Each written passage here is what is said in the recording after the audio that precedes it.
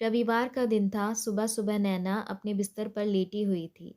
कल की बातों को सोचकर वह उसे फिर से ताज़ा कर रही थी। कैसे चारों ओर उसकी प्रशंसा हो रही थी। उसके कानों में अभी भी तालियों की गूंज सुनाई पड़ रही थी। एक सितार वादक की इससे बड़ी क्या चाह हो सकती है। वो भी जब आप अभी स्कूल में हो। तुम अभी भी बिस्तर पर क्यों लेटी हो? क्या तुमने अपना होमवर्क पूरा कर लिया? नैना की माँ ने कहा। ऐसा लगा जैसे उसकी मीठी यादों में किसी ने खलल डाल दिया हो। हाँ माँ, मैंने कंसर्ट से पहले ही कर लिया था। नैना ने जवाब दिया। उसकी माँ ने थोड़ी राहत की सांस ली और अपने काम में लग गई। इसी बीच नैना का बड़ा भाई रवि उसके कमरे में आ गया। तुमने तो कल कमाल ही कर दिया। मुझे पूरा यकीन है कि एक न एक दिन तुम एक बहुत बड़ी सितार वादक बनोगी और पूरी दुनिया तुम्हारा नाम जानेगी। ये कहते कहते रवि का सीना गर्व से चौड़ा हो गया। पता नहीं क्या हो गया, मैं इस बारे में कुछ कह नहीं सकती, नैना ने बुदबुदाते हुए कहा। माँ चाहती है कि मैं अपनी पढ़ाई पर फोकस करूं, क्योंकि परीक्षा भी काफ़ी नज़दीक है। मुझे मुश्किल से प्रैक्टिस के लिए समय मिल पाता है। तुम जो कह रहे हो उसके लिए काफ़ी प्रैक्टिस की ज़रूरत पड़ती है।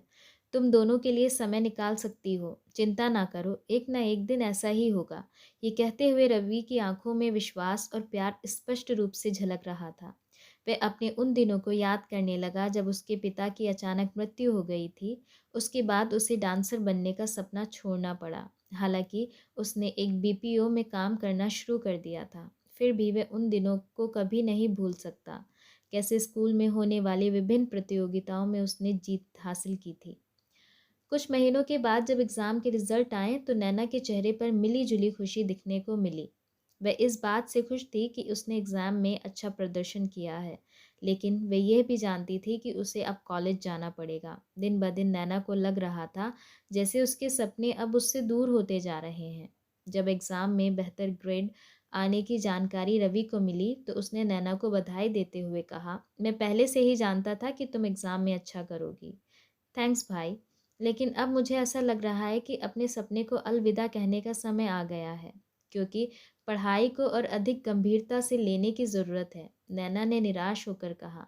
हाँ तो ठीक है, तुम एक अच्छे कॉलेज में जाओ और खूब पढ़ाई करो, लेकिन सितार भी बजाओ, रवि ने कहा। आओ, मैं तुम्हें कुछ दिखाना चाहता हूँ। वह नैना को पकड़कर अपने कमरे में ले गया, जहाँ एक टेबल पर सितार पड़ा था।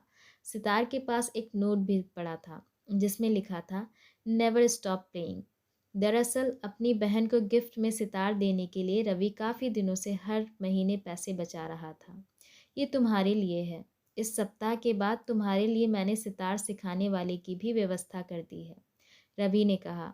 ये देखकर नैना को कुछ समझ नहीं आ रहा था कि वे क्या कहे, लेकिन उसके आंसुओं ने सब कुछ जाहिर कर दिया।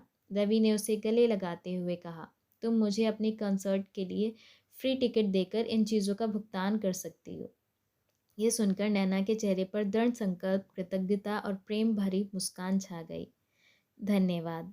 अगर आपको ये कहानी पसंद आई है तो like, comment, share and subscribe करना ना भूलें। Thanks for watching.